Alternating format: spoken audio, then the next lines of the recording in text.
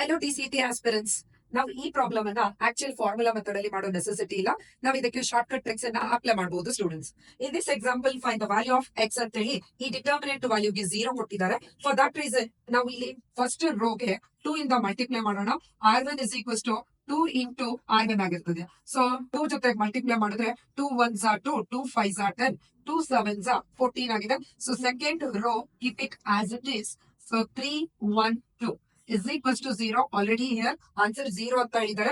If any two rows or any two columns are identical, then the value of determinant is 0. In this concept, so ನಾವು x value ನ direct ಆಗಿ 10 ಅಂತ ಹೇಳ್ಬಿಟ್ಟು answer ನ ಹಾಕ್ಬೋದು. Because 2 to 14 14 hence x is equals to 10 ಆಗಿರ್ತದೆ. ಇದೇ ರೀತಿಯ ಸಾಕಷ್ಟು ಶಾರ್ಟ್ ಕಟ್ ಟ್ರಿಕ್ಸ್ ಗಳನ್ನ ನಮ್ಮ TGI ಅಕಾಡೆಮಿಯಲ್ಲಿ ನಾವು ಪ್ರೊವೈಡ್ ಮಾಡ್ತಾ ಇದೀವಿ. ಇಂಟ್ರೆಸ್ಟೆಡ್ ಇರೋ ಸ್ಟೂಡೆಂಟ್ಸ್ ಇಲ್ಲಿ ಮೆನ್ಷನ್ ಮಾಡಿರೋ ನಂಬರ್ಸ್ ಗಳಿಗೆ ಕಾಲ್ ಮಾಡೋದ್ರ ಮೂಲಕ ಅಡ್ಮಿಷನ್ಸ್ ನ ತಗೋಬಹುದು students. Thank you for watching this video. This is Rupashri from TGI Academy.